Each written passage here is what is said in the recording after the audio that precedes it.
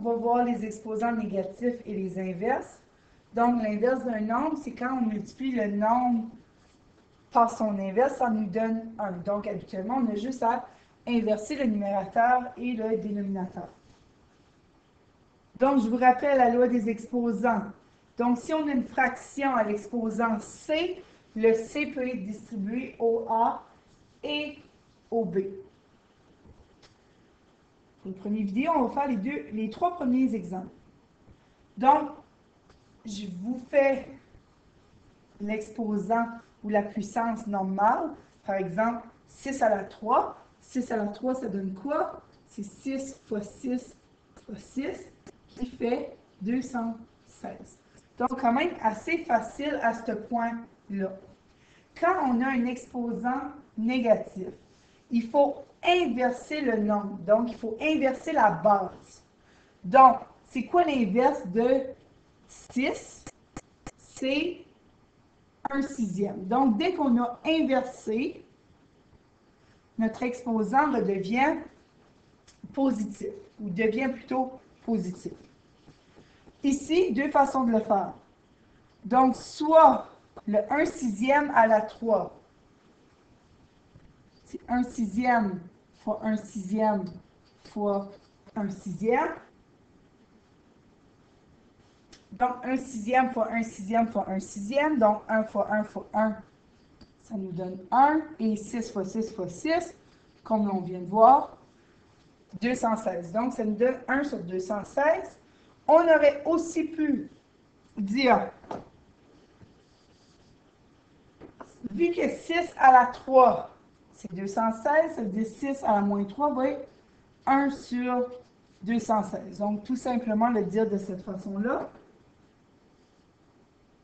Ou encore, comme on vient de faire, 1/6 à la 3, mais on vient donner le 3 au numérateur ainsi qu'au dénominateur. Donc, 1 à la 3 sur 6 à la 3. Mais évidemment, 1 à la 3, 1 fois 1 fois 1, peu importe l'exposant, va toujours donner 1 sur 216. Donc, ça, c'est les, disons, 2 à 3 différentes façons de le faire. Le deuxième exemple, ici, moins 7 à la 2. Donc, je vous rappelle que quand le moins est à l'intérieur, ça veut dire c'est tout le moins 7 qui est à la 2. Donc, c'est le moins 7 qui est multiplié par lui-même. Donc, ça fait un moins fois un moins donne un plus. Quand on fait l'inverse d'un négatif, on ne change pas le signe. Le signe reste le même. Donc, c'est quoi l'inverse de moins 7? C'est moins 1/7. Est-ce que le moins, ça fait une différence ou est-ce qu'on le met? Donc, que je dis moins 1 sur 7, moins 1/7, ou 1 sur moins 7, qui n'est pas la meilleure façon de le voir, je dirais, parce qu'on ne veut pas diviser par un négatif, ça a l'air un peu bizarre, mais on peut le mettre par exemple au 1 ou tout simplement en avant de la parenthèse, ou plutôt en avant de la fraction. Donc, ça ici, vu qu'on a inversé, on peut dire à la 2. Donc, peu importe la façon que vous préférez, c'est soit le laisser comme ça, mais multiplier fraction par fraction par fraction, ou on distribue le 2. Moi, je préfère cette façon-là. Donc, le moins 1 à la 2 sur le 7 à la 2. Donc, moins 1 fois moins 1 donne 1. 7 fois 7, 49.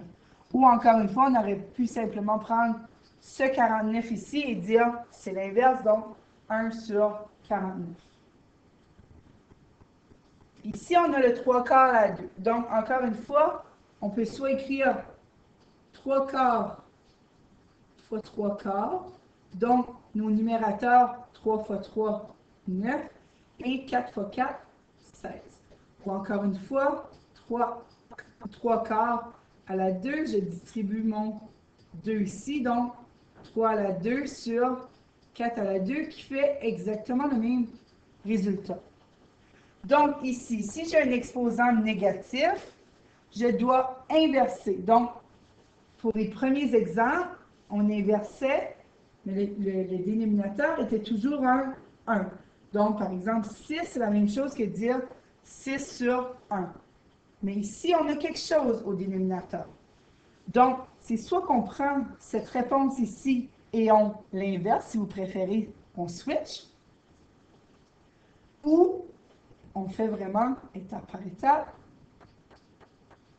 3 quarts à la moins 2, ça fait la même chose que 4 tiers à la 2, qui fait soit 4 tiers fois 4 tiers, qui fait 16 neuvièmes, ou je distribue mon 2 ici, mon exposant, aux deux autres selon la loi des exposants, qui fait aussi 16 neuvièmes. Donc, d'une façon ou l'autre, ça va fonctionner. Ou on inverse tout simplement la réponse ici.